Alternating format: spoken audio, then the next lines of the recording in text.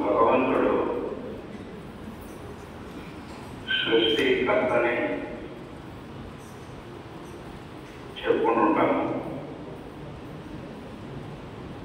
ఈ సృష్టినంతా కూడా సృష్టించినటువంటి వాడు భగవంతుడు.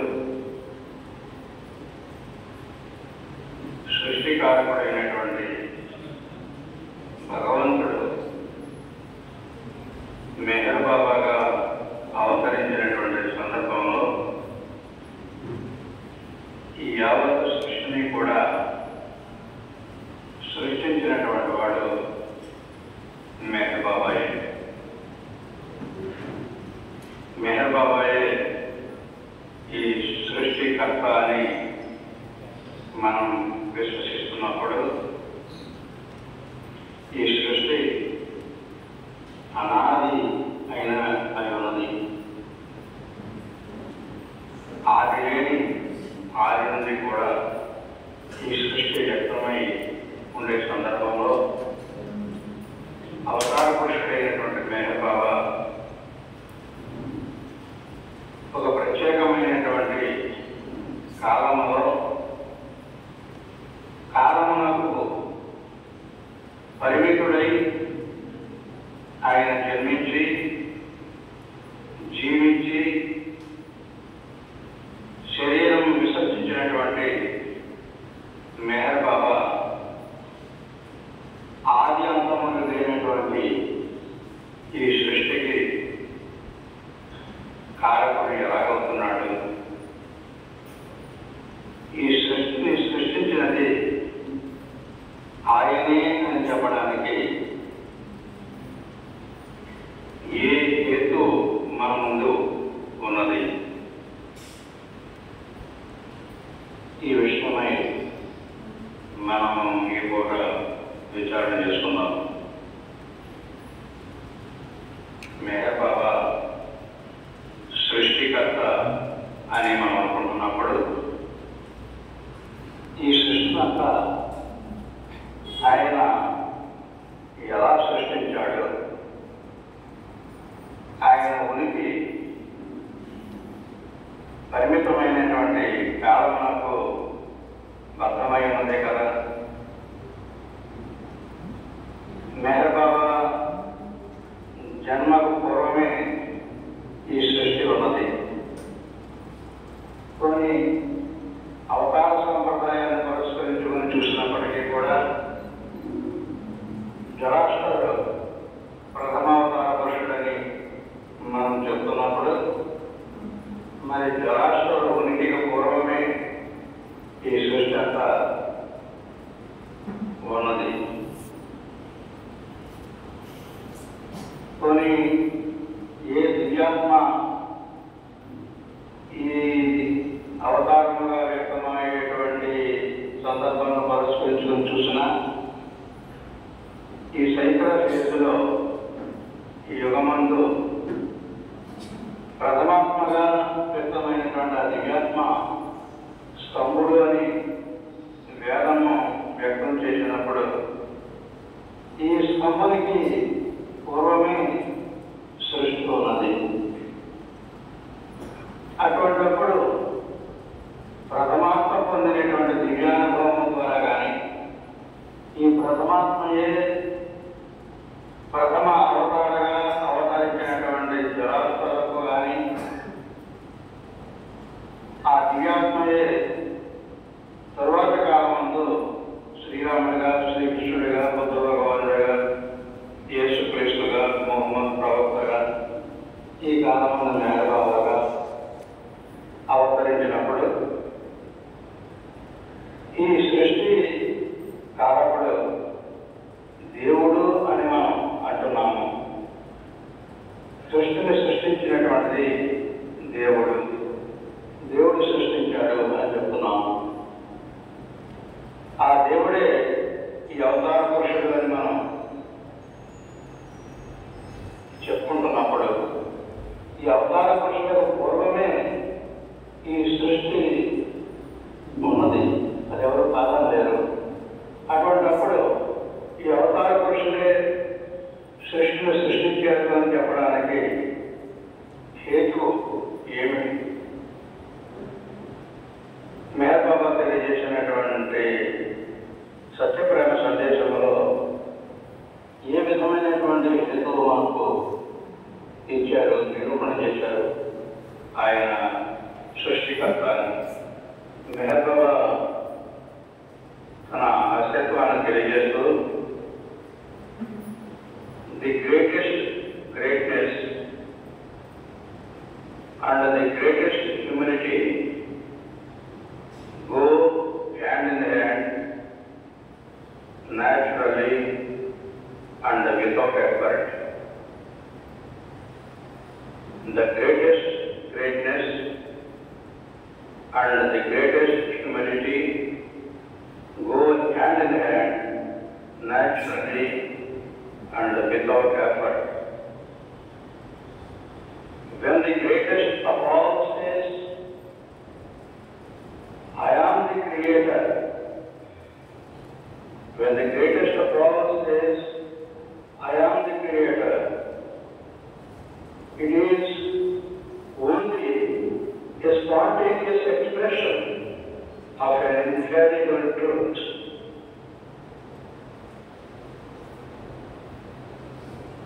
When the greatest of all says, I am the greatest, I am the creator, it is only a spontaneous expression of an infallible truth.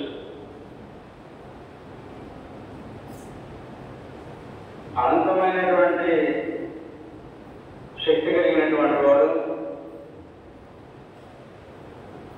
ఉన్నతోన్నతుడు అయినటువంటి విద్య అనుభవంలో ఆయన యొక్క ఔన్నత్యం కానీ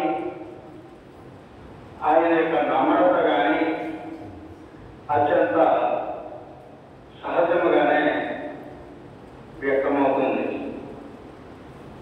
అటువంటి వ్యక్తమైనటువంటి స్థితిలో నేను ఈ సృష్టికర్తను, ఈ సృష్టిని నేను సృష్టించానని ఆ ఉన్నతమైనటువంటి స్థితి కలిగినటువంటి వ్యక్తి వ్యక్తం చేసినప్పుడు అది అత్యంత సహజంగాను, స్పాంటేనిటీ అంటే సహజంగాను, ఆకస్మికంగాను అది ఊహించి అనుకుని చెప్పినటువంటిది కాదు అని అంటున్నారు. ఈ విధముగా మెహర్ బాబా చేసినటువంటి ప్రకటనలో ఆయన సృష్టికర్తగా ఎలాగ మనం అవగాహన చేసుకోవాలి.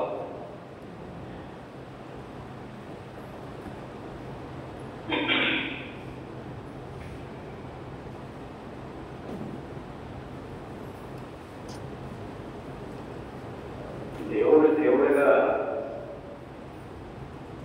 పరిపూర్ణుడు కాడు. దేవుడు మానవుడైనప్పుడే ఆయన పరిపూర్ణుడు అవుతున్నాడు. దేవుడు దేవుడిగా ఉన్న సందర్భంలో ఆయన ఎరుకల సృష్టి లేదు,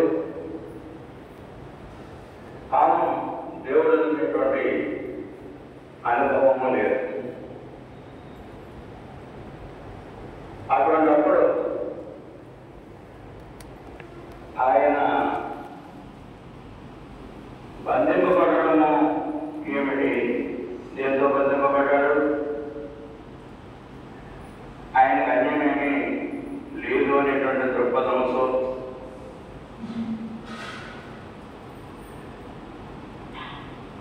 దేవుడు దేవుడిగా పరిపూర్ణుడు కాదు అని చెప్తున్నప్పుడు, దేవుడు మానవుడై వ్యక్తమైనప్పుడే ఆయన పరిపూర్ణుడు అని మనం అనుకుంటున్నప్పుడు, దేవుడు మానవుడై అవతారంగా వ్యవహరించినటువంటి ఆ సందర్భాన్ని పురస్కరించుకొని ఆయన తన యొక్క దివ్యాధికారంతో చెప్తున్నారు, నేను ఈ సృష్టికర్తను అని. అటువంటిప్పుడు మెహర్ బాబా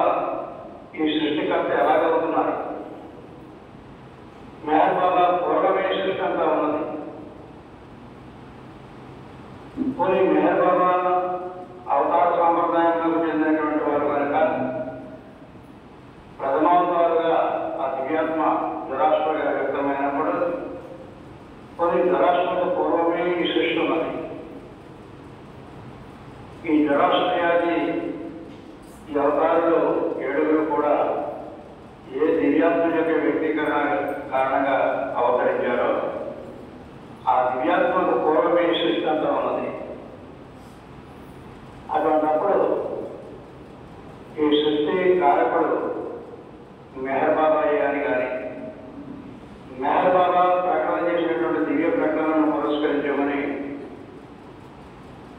తానే సృష్టికర్తనని మెహర్ బాబా చెప్పినటువంటి సందర్భాలను పురస్కరించగాని కానీ మెహర్ బాబా ఈ సృష్టికర్త అని మెహర్ బాబా ఈ సృష్టిని సృష్టించారు అని చెప్పడానికి ఆయన మన ముందుంచినటువంటి హేతు ఏమిటి?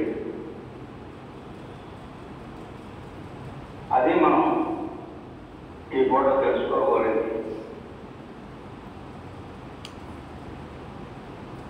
నేను మెహర్ బాబా సృష్టికర్త అని విశ్వసిస్తున్నాను.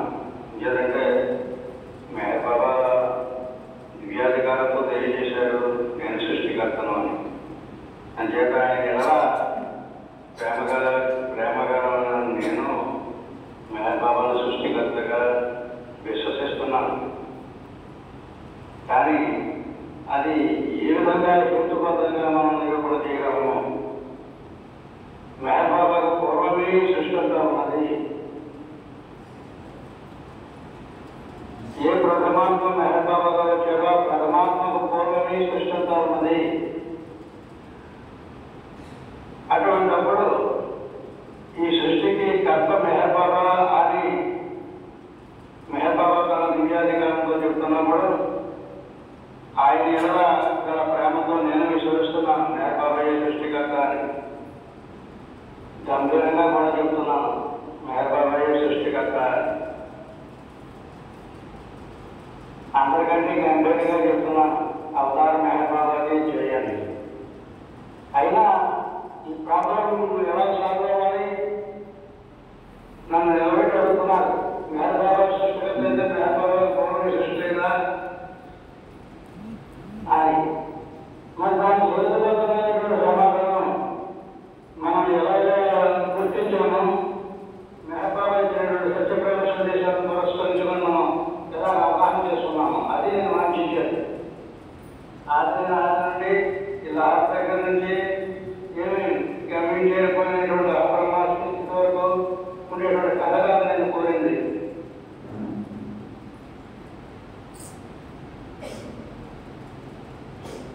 అవతార పురుషుడైనటువంటి మెహర్ బాబా తాను సనాతన పురుషుడని తానే సర్వమునకు కారణమని తెలియజేస్తూ భగవంతుని యొక్క వాస్తవికమైనటువంటి స్థితులను మానవాళికి తెలియజేశారు. భగవంతుని గురించి కానీ భగవంతుని యొక్క అస్తిత్వాన్ని గురించి కానీ ఏ విధమైనటువంటి సంశయము లేని రీతిలో మెహర్ బాబా దైవములకు సంబంధించినటువంటి స్థితులన్నీ తెలియజేశారు. బాబా తెలియజేసినటువంటి ఈ దైవానుభవ స్థితులలో ముఖ్యంగా మనం అవగాహన చేసుకోవాల్సింది భగవంతుని యొక్క దశావస్థలు. ఈ దశావస్థల్లో భగవంతుని యొక్క ప్రథమ స్థితి పరాత్పర పరబ్రహ్మ స్థితి అని తెలియజేశారు.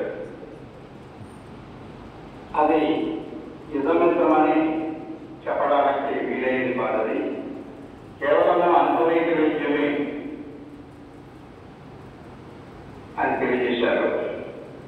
భగవదానుభూతి పొందినటువంటి అవతార పురుషులు కానీ సద్గురువులు కానీ ఆ స్థితిని చెప్పే సందర్భంలో పరాత్పర పరబ్రహ్మ స్థితి యొక్క అనుభవంలో వారు ప్రతిష్ఠితులయ్యేది కూడా ఆ స్థితిని చెప్పలేరు. ఎందుకంటే అది అవానుమానస గోచరమైనటువంటి స్థితి అని చెప్తూ ఆ స్థితి యొక్క వ్యక్తీకరణకు సంబంధించినటువంటి పరమాత్మ స్థితిని మెహర్ బాబా క్షుణ్ణంగా తెలియజేశారు. ఈ పరమాత్మ స్థితి అనేటువంటిది మూడు విధములుగా మనం అవగాహన చేసుకోవచ్చు.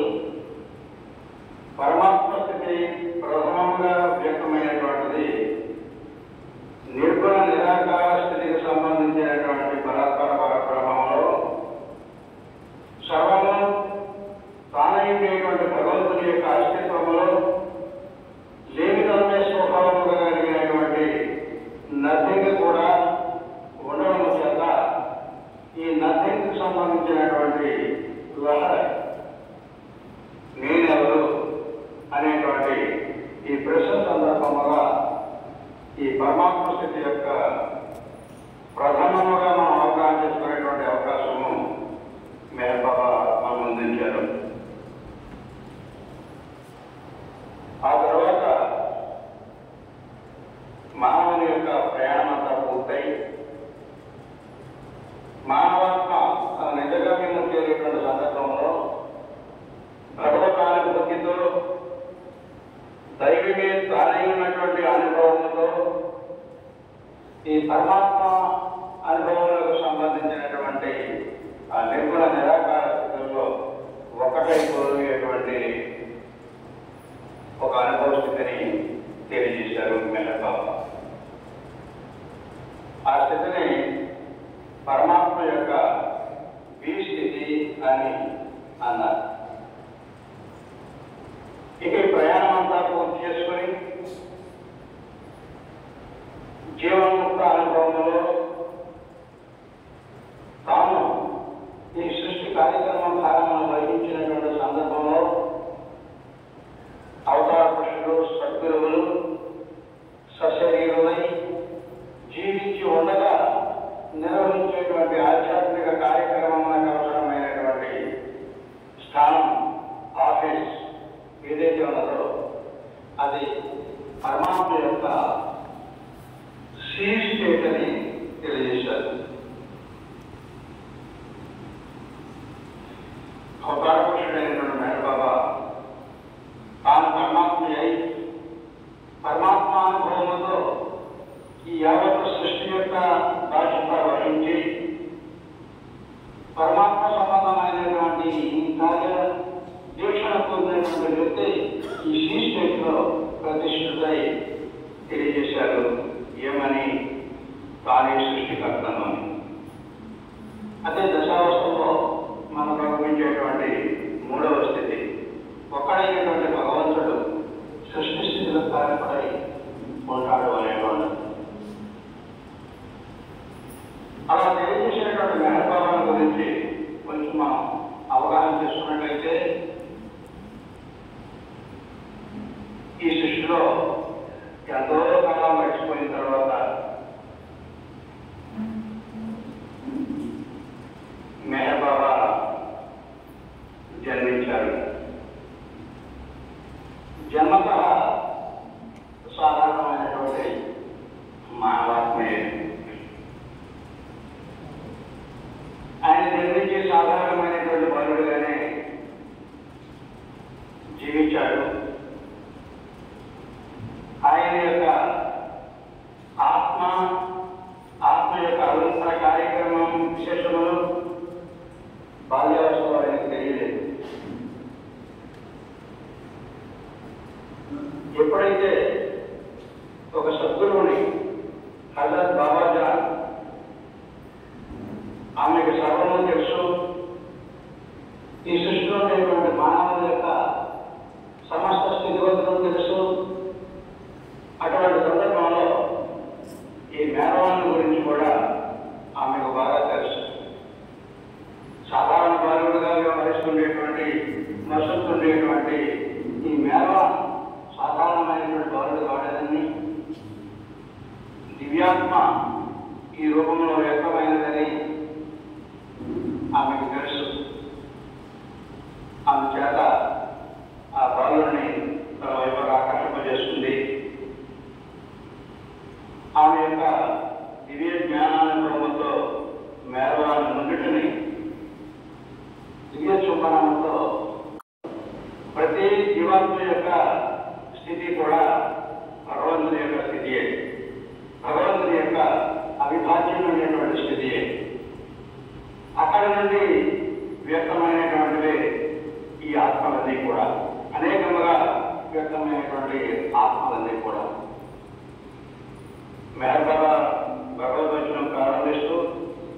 ఆత్మ ఒకటే, ఈ ఆత్మలన్నీ ఆత్మలోనివే. ఒకే ఆత్మ ఇన్ని ఆత్మలుగా వ్యక్తమై వ్యవహరించడానికి గల కారణం సంస్కారముల యొక్క భేదములే అని తెలియజేస్తారు.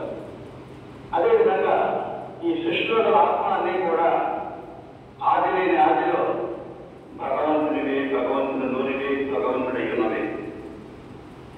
అదేవిధంగా ఈ మేళం కూడా భగవంతుని నుండి వచ్చినటువంటి ప్రథమ ఆత్మయే. ఈ సత్యం తెలిసినటువంటి హజరత్ బాబాజా ఎప్పుడైతే ఆ బాలుని వినుటన శుభ్రం చేసినదో అప్పుడు ఆయన యొక్క వాస్తవికమైనటువంటి దైవీ స్థితిలో మేల్కొన్నారు. భగవంతుడిగా పరిపూర్ణుడు కావడం అనేటువంటి ఆయన చెప్పినటువంటి డిక్లరేషన్ పురస్కరించుకొని ఎప్పుడైతే భగవంతుని యొక్క అనుభవంతో భగవంతుడిగా మానవ శరీరంలో వ్యక్తమయ్యారో అప్పుడు ఆయనకి ఈ సృష్టి అవసరం కానీ ఈ సృష్టి తాజాత్మ్యత కానీ ఆయనకు లేదు. అనంతమైనటువంటి ఆనందంలో ఆత్మ ఉన్నది. ఆత్మను వ్యక్తం చేసినటువంటి లేదా జాగృతిపరిచినటువంటి సద్గురు యొక్క కార్యక్రమం కూడా మనం పరిశీలించినట్లయితే ఏ సద్గురువుని మోహన్ భగవంతునిగా జాగృతం చేసినట్టు ఆ జాగృతి చేసినటువంటి స్థితి పద్ధతి మహాత్మా తెలియజేసినటువంటి సందేశానుగుణ్యముగా మనం అవగాహన చేసుకున్నట్లయితే ఏ దివ్యాత్మ, ఏ ప్రథమాత్మ పదే అవతరించి వస్తున్నదో ఆ ఆత్మకు, ఆ దివ్యాత్మకు విజ్ఞాని సంస్కారం అనేటువంటి ముసుగు వేసి ఈ ఉపాధిలో అవతరణ చేసినటువంటి సందర్భం మనం అర్థం చేసుకుని జ్ఞాపకం సత్తుడు అయినటువంటి హజరత్ బాబాగా చేసినటువంటి కార్యక్రమం ఏమిటి అంటే ఆ దివ్యాత్మపై వేయబడినటువంటి ఈ విజ్ఞాన సంస్కారం అనేటువంటి ముసుగు తొలగింపజేసినది. ఎప్పుడైతే ముసుగు తొలగిందో వెంటనే వాయువులు నేను మేఘవాణి, నేను బాగా అనేటువంటి అనుభవం అధిగమించి నేను భగవంతుడు అనేటువంటి అనుభవంలో మేల్కొన్నాడు. మరి అక్కడితో పూర్తిగా వెళ్ళే కార్యక్రమం అది నేను గమ్యం కాదు. అగాధమైనటువంటి మానవుల యొక్క గమ్యం అది అయినప్పటికీ కూడా తాను భగవంతుడును అనేటువంటి అనుభవంతో భగవద్గీత అనుభవంతో సాధారణమైనటువంటి మానవుల యొక్క గమ్యం అయితే మేళం గమ్యమని కాదు. అందుచేత మిగిలినటువంటి ఆ కాలంలో ఉండేటువంటి సద్గురువులకు ఆకర్షింపబడ్డారు. వారి ద్వారా ఈ ముసుగులకు సంబంధించి అంటే విజ్ఞాన సంస్కారాల యొక్క ముసుగు తొలగినది, ఇంకా ఈ సృష్టి ప్రారంభం వహించి ఈ సృష్టి కార్యక్రమం నిర్వహించడానికి అవసరమైనటువంటి యోగ సంస్కారం అనేటువంటి ముసుగు ధరించాలి. ఈ యోగ సంస్కారం అనేటువంటి ముసుగు ఒక మరొక కూడినటువంటి జరగాలి. ఎందుకంటే విశ్వంలో ఉండేటువంటి మానవాత్మలందరూ కూడా జీవన సంస్కారాలతో భౌతిక సంస్కారాలతో కూడినటువంటి భౌతిక చైతన్యము, సూక్ష్మ సంస్కారాలతో కూడినటువంటి సూక్ష్మ చైతన్యము, మానసిక సంస్కారాలతో కూడినటువంటి మానసిక చైతన్యముతో కూడినటువంటి మానవాత్మలందరినీ ఉద్భవించవలసినటువంటి బాధ్యత ఆయన ఉన్నది కనుక ఈ విధమైనటువంటి సహాయం చేయడానికి అవసరమైనటువంటి మరొక ముసుగు కావాలి. అందుకని మిగిలినటువంటి సద్గురువులతో ఆయన సంబంధపడవలసి వచ్చినది. ఇలా సద్గురువులతో సంబంధపడినటువంటి ఈ కాలంలో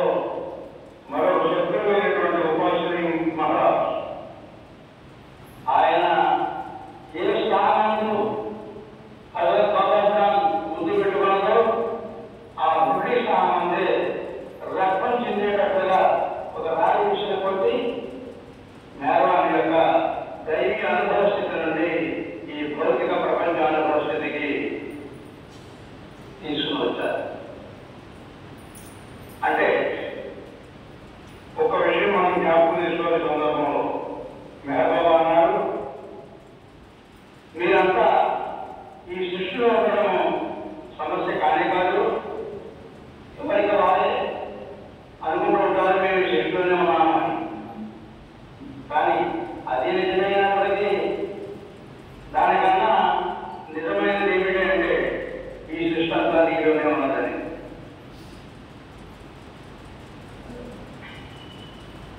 ఇది మనం జ్ఞాపకం చేసుకున్నట్లయితే ఈ సృష్టి కార్యక్రమ బాధ్యత వహించవలసినటువంటి అవతారపడినటువంటి మెహర్ బాబా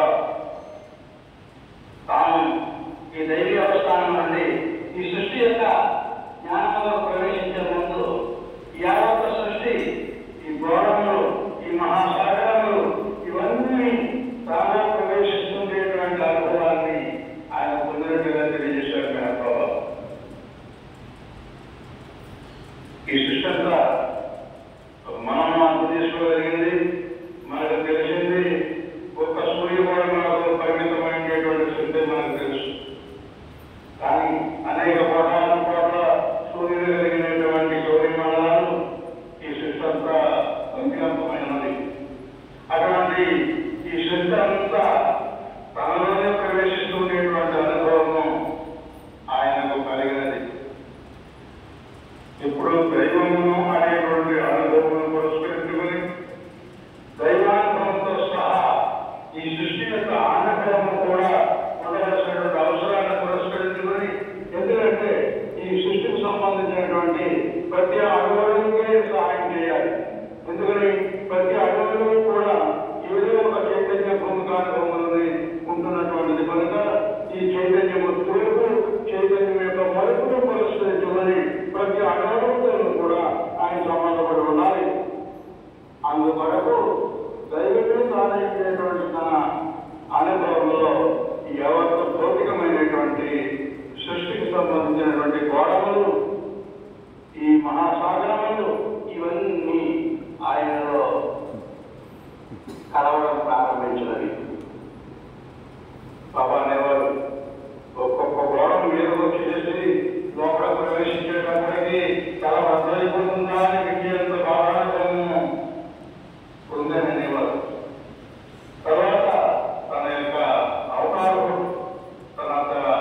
యొక్క వాస్తవిక స్థితిని తెలియజేసినటువంటి సందర్భంలో ప్రారంభంలో బయట ఉన్నటువంటి ఏదేదో గోడలని నాలో ప్రవేశిస్తున్నటువంటి అనుభవం నేను పొందినా తన యొక్క వాస్తవికమైనటువంటి అనుభవం ఏమిటంటే నాలోనే ఉన్నటువంటి ఈ సృష్టి ఎవరు వ్యక్తం చేస్తున్నారు, ఎవరు వ్యక్తం చేస్తున్నారు, ఎందుకు వ్యక్తం చేస్తున్నారు?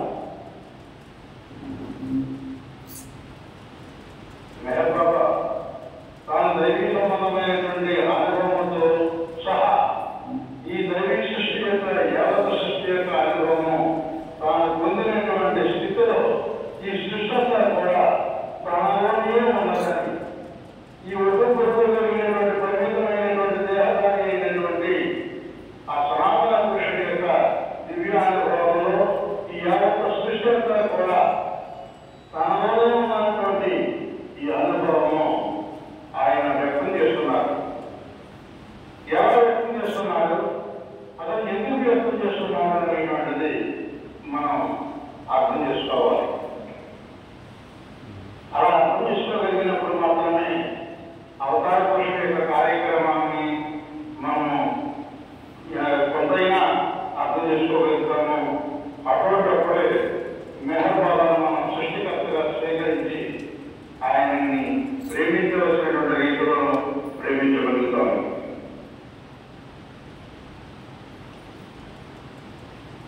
భగవంతుడిగా పరిపూర్ణుడైనటువంటి భగవంతుడిగా తన అస్తిత్వానికి పోషక స్థితి ఇచ్చినటువంటిది, ఎగ్జిస్టెన్స్ యొక్క స్థితి ఇచ్చినటువంటిది వ్యక్తమైనటువంటి ఈ సృష్టియే. మనకు ఆశ్చర్యంగానే ఉండవచ్చు. భగవంతుడి యొక్క అనుభవంలో తనకు అస్తిత్వాన్ని ఇచ్చేటువంటి పోషక స్థితి ఇచ్చేటువంటిది తనలో ఉండేటువంటి సృష్టియేనా అని అనిపించవచ్చు. తనలో అవ్యక్తంగా ఉండేటువంటి సృష్టి యొక్క వ్యక్తీకరణ తన యొక్క సమగ్ర స్థితికి, సంపూర్ణ అనుభవ స్థితికి, తన అవతార ప్రయోజనములకు కారణమవుతున్నది. ప్రారంభంలో గాడ్ స్పీక్స్ గ్రంథం చూసుకునేటప్పుడు అనిపిస్తుండేది ఏమిటంటే ఆ మహత్తర గ్రంథము మేకప్ప వారి యొక్క అనుభవం నుండి వ్యక్తమైనటువంటి ఆ గ్రంథము 7 అనేక స్క్రిప్చర్స్ చదివేసేసి దాని సారవంతరాన్ని కానీ కేవలమైన స్వీయ అనుభవం నుండి వ్యక్తం చేసినటువంటి మహత్తర గ్రంథం గాడ్ స్పీక్స్ అనేటువంటి అటువంటి మహత్తర గ్రంథాన్ని ఈ సృష్టికి మాయాస్వరూపమైనటువంటి ఈ సృష్టికి అంకితం చేశారు మేకప్ప. అదే ఆశ్చర్యాన్ని కలిగింపజేస్తుంది. తన యొక్క వ్యక్తీకరణకు కానీ తన ఉనికికి కానీ పోషక స్థితినిచ్చినటువంటిది ఈ సృష్టి. ఇది మాయైనప్పటికీ కూడా తన ఎగ్జిస్టెన్స్ కి వ్యక్తీకరణ ఇచ్చినటువంటిది ఈ సృష్టి అయింది. తర్వాత 7 రియాలిటీస్ గురించినటువంటి సందేశం ఇచ్చారు.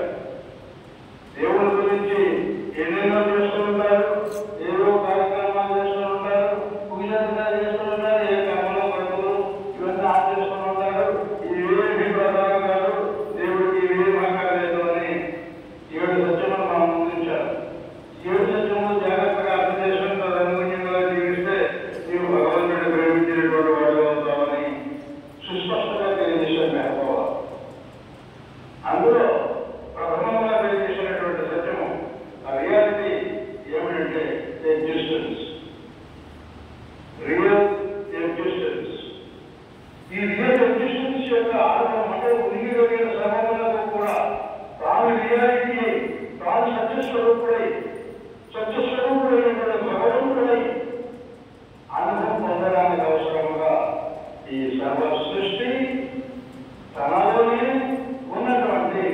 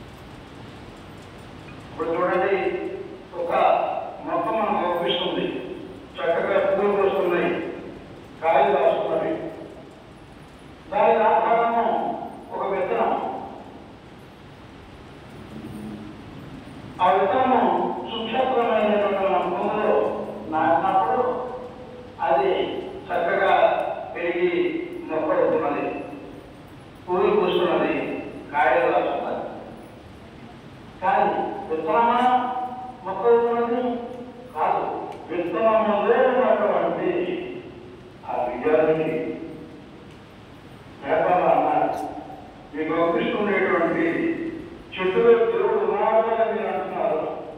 చెట్టులో ఉన్నటువంటి ఆ దేవుడు చెట్టుగా వ్యక్తమవుతున్నాడు. చెట్టుగా వ్యక్తమవడానికి అవసరంగా ఆ చెట్టుకు సంబంధించినటువంటి విషయంలో ఉండేటువంటి రియాలిటీయే వ్యక్తమవుతున్నది. అదేవిధంగా నాలో ఎవరు సృష్టి ఉంది, ఆ సృష్టికి నేను సహాయం చేయవలసినటువంటి సందర్భం వచ్చినప్పుడు ఆ సృష్టికి బీజమైనటువంటి అంకురము నేను సృష్టిగా వ్యక్తమవుతున్నాను. ఈ సృష్టిలో సృష్టికి చేసేటువంటి ఆ రియాలిటీ సహాయం చేసేటువంటి రియాలిటీ నేనే వ్యక్తమై ఈ సృష్టికి సహాయం చేస్తున్నాను. చైతన్యమును ధ్రువైతేనేమి ఈ జీవ చైతన్యమునకు ఒక మలుపు ఇవ్వడానికి అయితేనేమి అని తెలియజేశారు బాబా. ఈ విధంగా మనం అర్థం చేసుకున్నప్పుడు మరి ఆరోపించినటువంటి ప్రతి ఒక్కరు అవకాశం అయిపోయి వీధికి ఒక్కొక్క గురువుగా వ్యక్తమవుతున్నటువంటి అందరూ శబ్దంలో అయిపోతే ఇంకా వాస్తవికమైనటువంటి రవి కార్యక్రమాలకు సంబంధించినటువంటి అవతార పురుషుని యొక్క నిజ అస్తిత్వము, ఆయన యొక్క కార్యక్రమము, ఆయన సహాయం చేసినటువంటి తీరు, ఆయన సహాయం స్వీకరించగలిగినటువంటి ఆరాధనకి అవసరమైనటువంటి జ్ఞానము ఎలా సంపాదించుకోగలుగుతాడు మానవుడు. అందుచేత మెహర్ బాబా ప్రేమపరమైనటువంటి మనము మెహర్ బాబా యొక్క సందేశ సారాన్ని చాలా జాగరూకమైన అవగాహన చేసుకోవాలి. ఎందుకు ఏమిటి అనేటువంటి ప్రశ్న ముందుంచుకుని మనము ఆయన యొక్క సత్యప్రేమ సందేశాన్ని అవగాహన చేసుకోవాలి. అప్పుడే మనము దగాపడకుండా భ్రాంతి చెందకుండా మెహర్ బాబాను అవగాహనగా మన దేవుడుగా మన సద్గురువుగా స్వీకరించి ఆయన్ని ప్రేమించవలసినటువంటి రీతిలో మనం ఆయన్ని ప్రేమించగలుగుతాం. మెహర్ బాబా యావత్ సృష్టికి సృష్టికర్తయ్య, సృష్టింపబడినటువంటి వ్యక్తమైనటువంటి సమస్త మనకు ఆయన రియాలిటీ సత్యస్వరూపుడైనటువంటి భగవంతుడై వ్యక్తమవుతూ ఆయన సహాయం చేసేటువంటి తీరుని మనం అర్థం చేసుకోగలిగినప్పుడు సృష్టిలోనే భాగస్వాములమైన మనము వ్యక్తమవడానికి మనలో సత్యస్వరూపుడైనటువంటి భగవంతుడు ఉన్నాడు. అందుచేత మెహర్ బాబాను మనం దేవుడిగా మనం స్వీకరిస్తున్నప్పుడు దేవుడి కన్నా ముఖ్యంగా అవతారంగా మనం స్వీకరిస్తున్నప్పుడు అవతరించినటువంటి భగవంతుడిగా మనం స్వీకరించినప్పుడు మన వ్యక్తీకరణకు, మన సర్వ వ్యక్తీకరణకు, సర్వానుభవం యొక్క వ్యక్తీకరణకు, సర్వేంద్రియుల యొక్క వ్యక్తీకరణకు మెహర్ బాబాయే రియాలిటీ అయి ఉన్నారు. సత్యస్వరూపుడైనటువంటి భగవంతుడిగా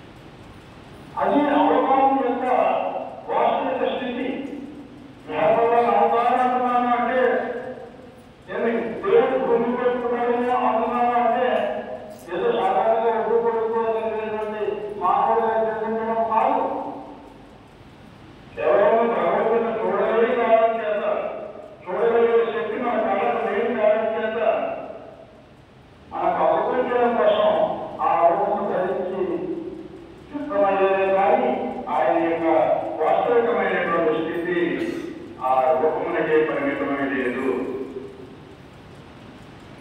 బాబా ప్రేమికులమైన అందరం కూడా అర్థం చేసుకోవాల్సింది ఏమిటంటే మన ఉనికికి ఆధారము మెహర్ బాబా, అంటే సత్యస్వరూపుడైనటువంటి నిజ ఉనికి కలిగినటువంటి మెహర్ బాబా ఆధారం. మన సమాన భవానికి కూడా సత్యస్వరూపుడైనటువంటి రియాలిటీ అయినటువంటి మెహర్ బాబాయే ఆధారం, మెహర్ బాబాయే కారణం. మనమంతా మెహర్ బాబాను విశ్వసించి మెహర్ బాబాను ఆశ్రయించి జీవిస్తున్నాం. ఆయన యొక్క సహాయం మనకు కావాలి.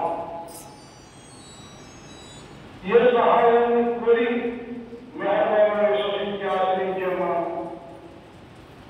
ఆయన నుండి ఏ సహాయాన్ని వాంఛిస్తున్నాము నిజంగా మనకు తెలుసా? మెహర్ బాబా నాకు తెలియదా?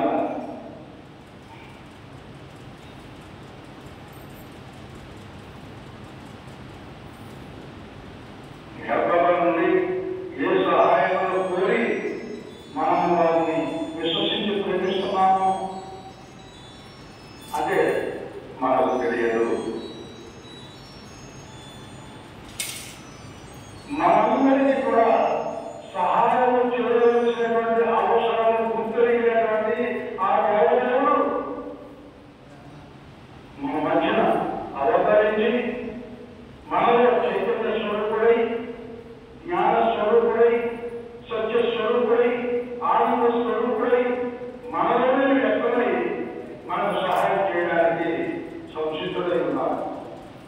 మనకు ఏ సహాయం కావాలో, ఏ సహాయం చేయవలసినటువంటి అవసరం భగవంతుడైన తరపాలో ఆయనకే తెలుసు, మనకేమి తెలియదు. మనకేమి కావాలో మనకు తెలియదు. కానీ మానవుడైన మనకు మన ముందు ఏవో సమస్యలు ఉండవి, సంసారిక జీవితాన్ని తీసుకునేటువంటి వారికి ఏవో సమస్యలు ఉండవి సహజం. ఆరోగ్య సమస్యలు ఉండవి, తర్వాత ధన సంబంధమైనటువంటి ఆర్థిక సమస్యలు ఉండవి. ఇవన్నీ మనకు ప్రారంభమైనప్పుడు ఏ సహాయం ఆయన నుండి కూడా చేయకపోయినా సమానపూర్వకంగా మనం ఏ ఆపదలో చిక్కుకుంటే ఆపదలు తొలగించమని ఆయన కోరుతూ ఉంటాము. ఏ సమస్యలో మనం చిక్కుకుంటే ఆ సమస్య నుండి తొలగించమని మనం కోరుకుంటూ ఉంటాము. ఎందుకని ఆయన ఏమడాలో తెలియక, ఆయన నుండి ఏ సహాయం పొందాలో మనకు తెలియక మనందరి కొరకు తన ప్రేమికుల కొరకు ఇచ్చినటువంటి చిన్న సందేశాన్ని మనం అవగాహన చేసుకున్నట్లయితే మై విష్ అనేటువంటి ఆ సందేశాన్ని, నా వాంఛితం అనేటువంటి ఆ సందేశాన్ని మనం అర్థం చేసుకున్నట్లయితే బాబా అంటారా, నీవు ఏ పరిస్థితుల్లో చిక్కుకున్నా, ఏ సమస్యల్లో చిక్కుకున్నా ఏమి అన్ని సమస్యల్లో ఉండడము బాబా వాంఛితము. బాబా వాంఛితపూర్వకంగా ఇచ్చేపూర్వకంగా నాకు ఇచ్చినటువంటిది ఈ సమస్య.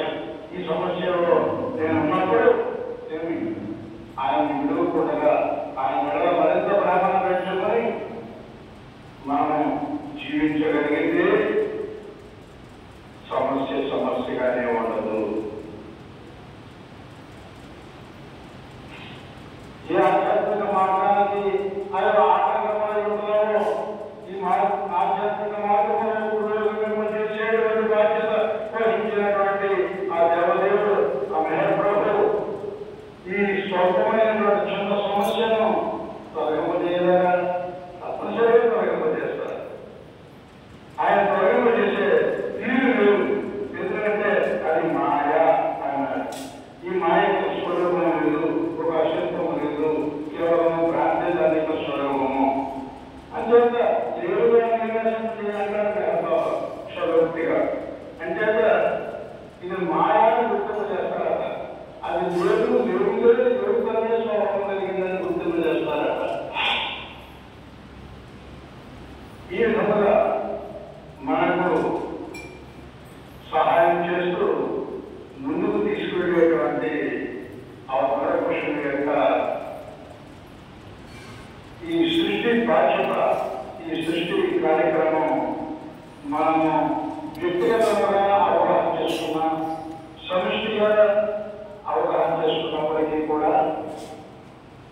సృష్టిలో తానుంది అంటే సృష్టిలో సృష్టిగా తాను వ్యక్తమైనటువంటి సృష్టి యొక్క ప్రతి అణువులను కూడా ఆయన నిజ అస్తిత్వముగా వ్యక్తమవడం అనేటువంటిది అవతారం యొక్క ముఖ్యమైన కార్యక్రమము. అక్కడ రియాలిటీగా వ్యక్తమైనప్పుడు మాత్రమే మనమంతా ఏ రియాలిటీ నుండి ఏ దైవం నుండి మనము వ్యక్తమయ్యామో మరలా ఆ దైవంలోనే చేరడానికి సహకరించేటువంటి సత్యస్వరూపమైనటువంటి జ్ఞానస్వరూపమైనటువంటి స్థితి భగవంతుడైనటువంటి అవతార పురుషుడైనటువంటి మెహర్ బాబా. సత్యస్వరూపుడైనటువంటి మెహర్ బాబా తన స్వీయ అనుభవంతో మనందరి యందు కూడా మనందరి ఉనికికి నిజ ఉనికి వ్యక్తమైనటువంటి అనుభవ స్థితి. ఈ విధంగా మనం అర్థం చేసుకున్నప్పుడు మన ఉనికికి ఆధారము, మన ఉనికి ఏ సందర్భంలో ఏ ఇంద్రియాల ద్వారా వ్యక్తమవుతున్నదో దానికి ఆధారమైనటువంటి మన ప్రియతమ దైవం మెహర్ బాబా మనకు దృగ్గోచరం అవుతారు, మన అనుభూతికి తెలియబడతారు. ఇది ఆయన యొక్క సత్యస్వరూప స్థితి. ఇక ఆయన యొక్క జ్ఞానస్వరూప స్థితి. ఈ జ్ఞానస్వరూపమైనటువంటి స్థితిని అర్థం చేసుకోవడం మనంతా జ్ఞానమే. ఏ విధమైనటువంటి జ్ఞానము మన ఇంట్లో బాహ్యమైనటువంటి ఏ వస్తువు చూస్తే ఇది పరమాణ వస్తువు, ఏ శబ్దం అంటే ఇది పరమాణ శబ్దము అలాంటి బాహ్యమైనటువంటి జ్ఞానం కలిగినటువంటి ఒక వస్తువులు పరమాణ వస్తువుని అనిపించడానికి కానీ ఆ శబ్దమును మనం అనుకోవడానికి కానీ కారణము మన సంస్కారం. అంచేత నిజానికి ఉన్నటువంటి వస్తువు మనం అనుకునే వస్తువు కాదు. మనం వినేటువంటి శబ్దము మనకి నిజముగా కనబడేటువంటి ఆ శబ్దము కాదు. మనకు అనిపించేటువంటి ప్రతి వస్తువు యొక్క ఉనికికి ఆధారమైనటువంటిది విజయ ఎగ్జిస్టెన్స్ అన్నారు మెహర్ బాబా.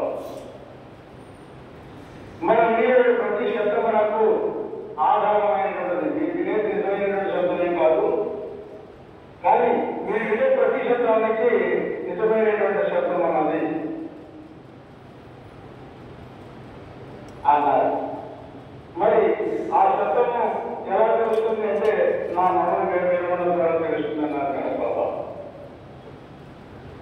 అంటే దాని అర్థము ఆయన మౌన విరమణ అనేటువంటిది ఏమిటంటే మన బాహ్యమైనటువంటి శబ్దములు స్వీకరించడం ఉపసంహరించుకున్నప్పుడు మనలోని వినే శబ్దములకు ఆధారమైనటువంటి అనాహత శబ్దము ది అన్స్ట్రక్ట్ మ్యూజిక్ మనలోనే ఉన్నది. హృదయ కేంద్రంగా అక్కడ తెలియబడుతుంది. ఆ హృదయ కేంద్రముగా ఏ నాదము, ఏ దివ్య నాదము వ్యక్తమవుతుందో, వ్యక్తమవడానికి ఏ హృదయ కేంద్రంగా ఉన్నదో అది ఆయన యొక్క స్థానం. ఎవరి స్థానం? జ్ఞానస్వరూపుడైనటువంటి భగవంతుడైన మెహర్ బాబా వారి యొక్క నిజ స్థానము ఆ హృదయం. అక్కడ ఆయన కూర్చుని ఏడుకతో కూర్చుని జ్ఞాన స్వరూపుడు. ఏ జ్ఞానం తెలుసు? మన ప్రయాణం ఎక్కడ ప్రారంభమైందో, ఎన్నెన్ని వరకులు తిరిగి ఏమి ఆ జలము ఎన్నెన్ని వరకులు కూడా ప్రయాణం చేసిందో, ఎన్నెన్ని కొండలని కూడా ప్రయాణం చేసిందో, ఎంత ఏ సస్యశ్యామమైనటువంటి భూములని పండుగ చేసిందో, చివరికి ఏ మహాసాగరంలో అది ఐక్యం కావాలో ఆయనకు తెలుసు. ఇంకేత జ్ఞాన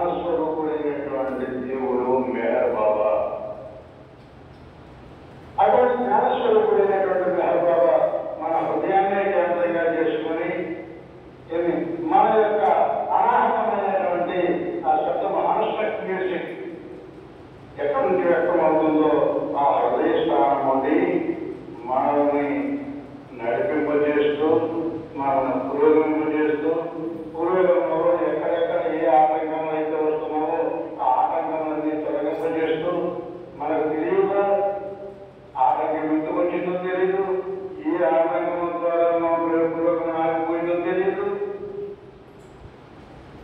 ఆయనకి తెలుసు.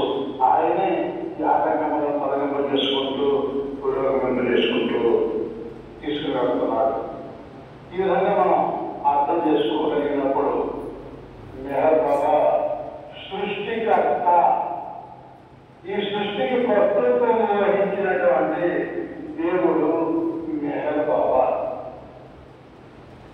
అని మనం విశ్వసించగలుగుతాం. అందులో పెద్ద సందేహం లేదు. మరి మెహర్ బాబా పూర్వమే సృష్టిన్నది. అటువంటిప్పుడు మెహర్ బాబా పూర్వముగా ఈ సృష్టిని మెహర్ బాబా విలాసంగా సృష్టించాడు.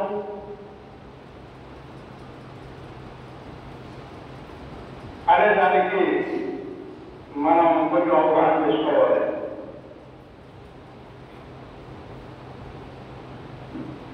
మెహర్ బాబాకు పూర్వమే ఈ సృష్టి ఉన్నది, అందులో సందేహం లేదు.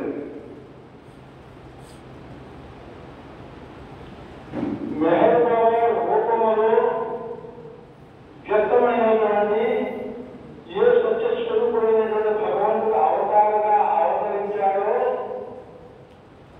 ఆ ఉపాధిలో సత్యానుభవం కలిగినటువంటి ఆ దేవదేవుడు వ్యక్తమైనప్పుడు వ్యక్తమైనటువంటి అనుభవంలో ఈ సృష్టి అంతా తనలోనే సృష్టించబడిన పూర్వము తనలోనే ఉన్నదనేటువంటి అనుభవము,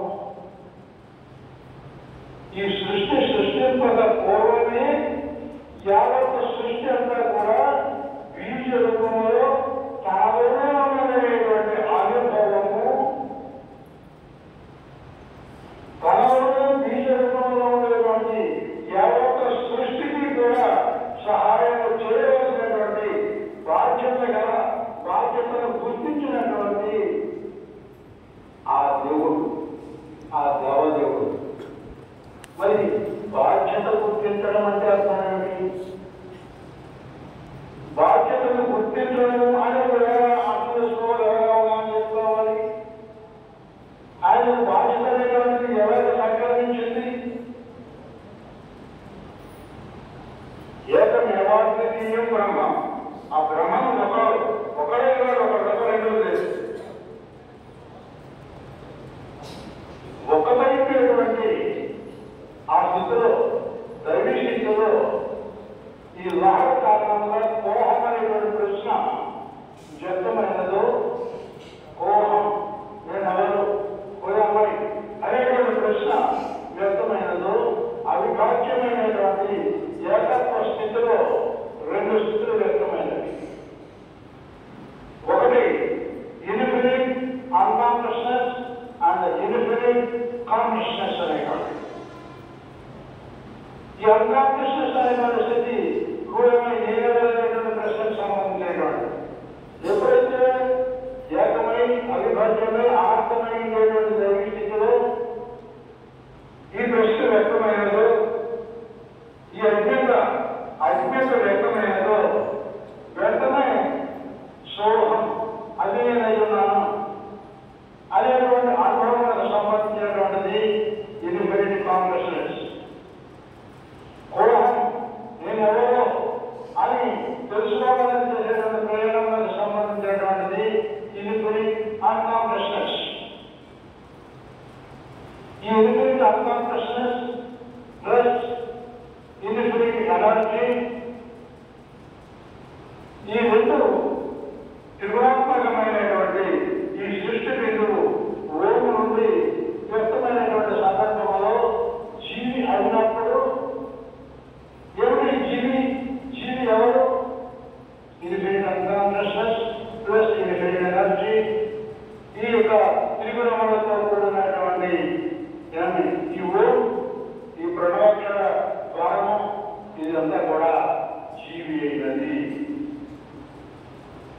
ఈ జీవి యొక్క వ్యక్తీకరణ అయితేనేమి, మేనిఫెస్టేషన్ అయితేనేమి, వ్యక్తమై సృష్టింపబడడానికైతేనేమి ఇది కాన్షియస్నెస్ ఆధారము.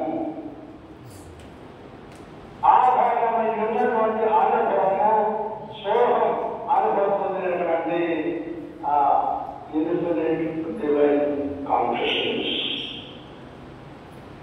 ఆ విధముగా తాను సృష్టికర్తయై సృష్టింపబడిన సమస్తమునకు ఆధారమై ఆశ్రయమై సృష్టించినటువంటి తాను సృష్టించిన సమస్తమునకు కూడా సహాయం చేయవలసినటువంటి బాధ్యత అక్కడ గుర్తింపబడినది భగవంతునకు, దేవునకు. ఇన్ఫినిట్ కాన్షియస్నెస్ అనంతమైనటువంటి చైతన్య స్వరూపుడైనటువంటి భగవంతునకు.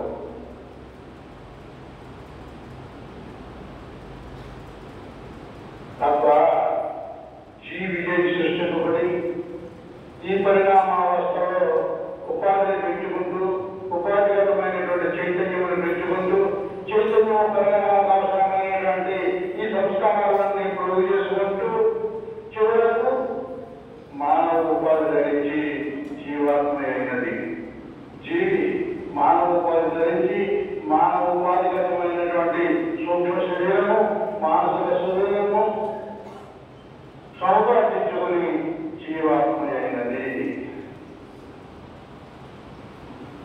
ఇప్పటి వరకు ఈ పరిణామావస్థలో సృష్టి కానపడైనటువంటి ఈ సృష్టించినటువంటి ఆ దేవదేవుడు అనంతమైనటువంటి దైవీ చైతన్యమై ఈ పరిణామాలకు అంతకి బాహ్యమైనటువంటి సహాయం చేస్తూ ఈ చైతన్యమును తోస్తూ అవసరమైనప్పుడల్లా మరుపు ఇస్తూ దీనికి సంబంధించిన మరుపు ఉపాధిగతమైనటువంటి మరుపు.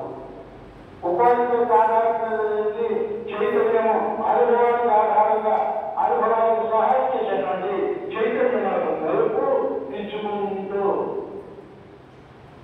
వచ్చారు అనంతమైనటువంటి చైతన్యం. ఈ అనంతమైనటువంటి చైతన్యము అనంతమైనటువంటి అచైతన్యంతో కూడినటువంటి ఈ జీవకోటి అంత ఎక్కడది భగవంతుడిలోనే ఉన్నది. భగవంతుని యొక్క అస్తిత్వంలోనే ఉన్నది. భగవంతుని యొక్క రియల్ ఎగ్జిస్టెన్స్ లోనే ఉనికి కలిగి ఉన్నది. ఎప్పుడైతే ఆత్మ మానవ ఉపాధి ధరించినదో, మానవ ఉపాధి అంటే భౌతికమైనటువంటి శరీరంతో సూక్ష్మ మానసిక శరీరంలో కూడా పరిపూర్తి చేసుకుని జీవాత్మ అయినదో అప్పుడు బయట నుండి సహాయం చేసేటువంటి ఈ అనంతమైనటువంటి ఈ చైతన్యము, అనంతమైనటువంటి ఈ దైవీ చైతన్యము బయట నుండి చేసేటువంటి సహాయము ఇప్పుడు జీవాత్మలో ప్రవేశించి జీవాత్మకు పరమాత్మయై సహాయం చేస్తుంది. జై బాబు.